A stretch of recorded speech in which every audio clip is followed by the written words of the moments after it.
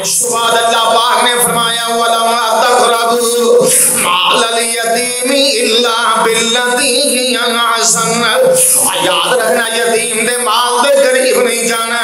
اور یہ نہ سمجھنا مرنے والا بندہ مر گیا ہے اور کیڑا پتا یتیم بچیاں نو کتنا کمال سی, اور کیڑا پتا ہے باپ پردہ بیوہ عورت نو کتنا کمال سی, اور میرے بھائی والدہ کتنا کہ حصہ سی. اللہ پاک نے فرمایا سالمہ کدی سوچیا کرنا اگر ایک دنیا دے معصوم بچے نہیں دیکھ دے نہیں جان رہے عرشے پری دے اللہ دے سب کچھ دیکھ رہا سب کچھ تک رہا میں, اور جڑا بندہ یتیم دا مال کھا رہا ہے اور یہ نہ سمجھے میں دنیا دے مال نو جمع کرتا جا رہا ہے بلکہ وہ دے پیٹ دے اندر دنیا دا مال نہیں جا رہا کی جا رہا ہے. ان الذین یاکلون اموال الیتامی ظلما انما یاکلون فی بطونہم نارا. اللہ پاک نے فرمایا انہاں دیاں پیٹاں دے اندر جہنم دی آگ جا رہی ہے. آگے چلتے جانا پیارے حبیب نبی رحمت بن کے آئے, آپ دے قوانین جو اللہ نے آپ دے اوپر وحی دے ذریعے نازل فرمائے وہ قانون بھی رحمت بنے. یہ کوئی وجہ ہے پیارے حبیب نے فرمایا انا وکافل الیتیمی ہاکذا فی الجنہ, میں اور یتیم دی کفالت کرنے والے دونوں جنت کے اندر اس طرح جمع ہویں گے جویں اے دو انگلیاں اکٹھیاں نے. سبحان اللہ سبحان اللہ, جویں اے دو انگلیاں اکٹھیاں نے.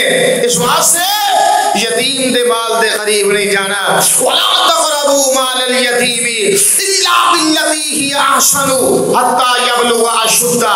اور اس کے بعد کیا ہے وَأَوْفُوا الْكَيْلَ وَالْمِيزَانَ بِالْقِسْطِ, مابتول دے اندر ڈنڈی مارنی. بولو بولو, مابتول دے اندر ڈنڈی مارنی. یہ نہیں کہ سیانے بندے واسطے بڑے ہور ہون, بوڑھے واسطے ہور ہون, پڑھے لکھے واسطے ہور ہون, تے بالکل سادہ مزاج بندے واسطے یا چھوٹے بچے واسطے ہور ہون. اللہ پاک نے فرمایا قرآن دی تاریخ دا مطالعہ کیجئے.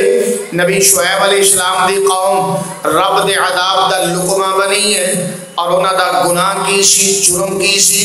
یہ ہوئی جرم سی کہ مابتول دے اندر کمیاں پیشیاں کر دے. اللہ نے عذاب دا لقمہ بنا کے صفا ہستی تو مٹا چھوڑے گئے. اس واسطے بچ جائیے.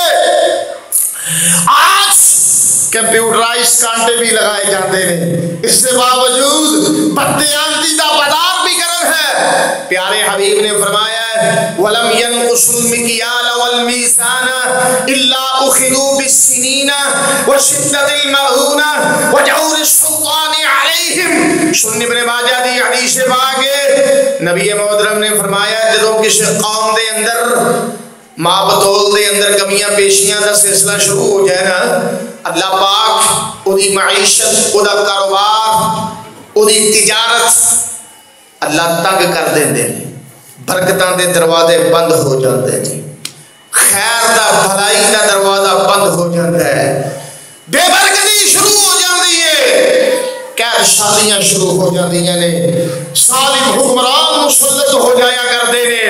اس واسطے بچ جائیے.